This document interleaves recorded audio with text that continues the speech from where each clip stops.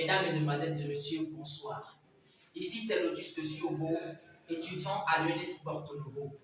Dans la présente vidéo, je m'en vais vous parler d'une figure indéliable de l'histoire politique du Bénin.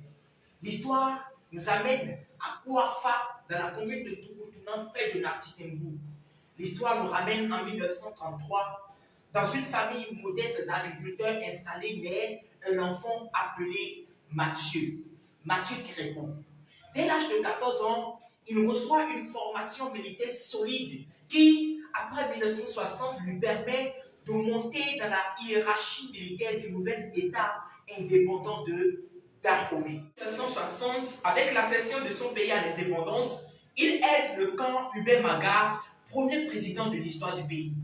En 1963, l'éviction de ce dernier marque le début d'une suite de coups d'État qui font de ce pays une des nations les plus instables du continent. Et en 1970, le pays était dirigé par le monstre à trois têtes. Et Mathieu Kérékou dira, le pays est trop petit pour avoir trop de présidents.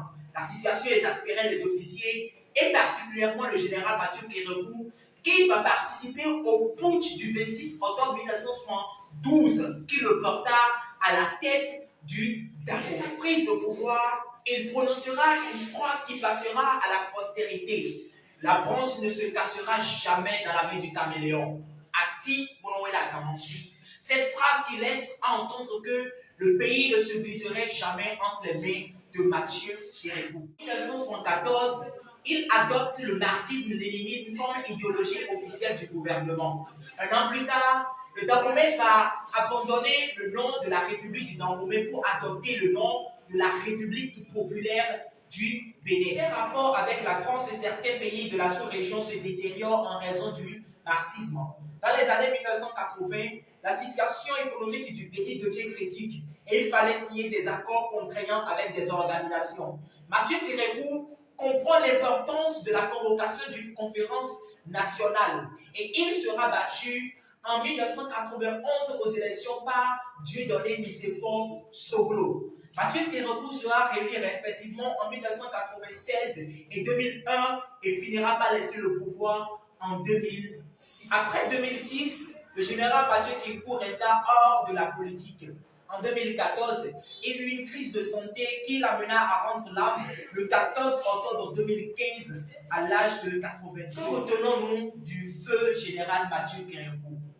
Partant de sa détermination, de son esprit patriotique, de son courage et de son esprit d'éthique, le feu général Mathieu Kérékou doit servir de source d'inspiration pour nos politiques et pour ces jeunes gens aujourd'hui qui désirent ou qui aspirent à une direction de la société.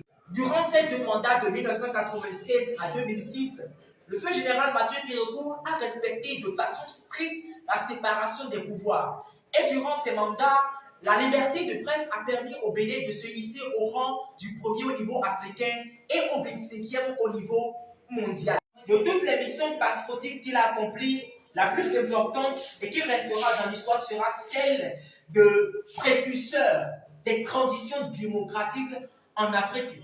Voilà une histoire palpitante et autant de raisons qui nous poussent à prendre comme modèle Mathieu Kérékou et qui nous poussent également à proposer ce modèle à des générations, à la génération présente et aux générations futures afin de pouvoir espérer un développement et le meilleur lendemain, non seulement pour le Bénin et pour le continent africain.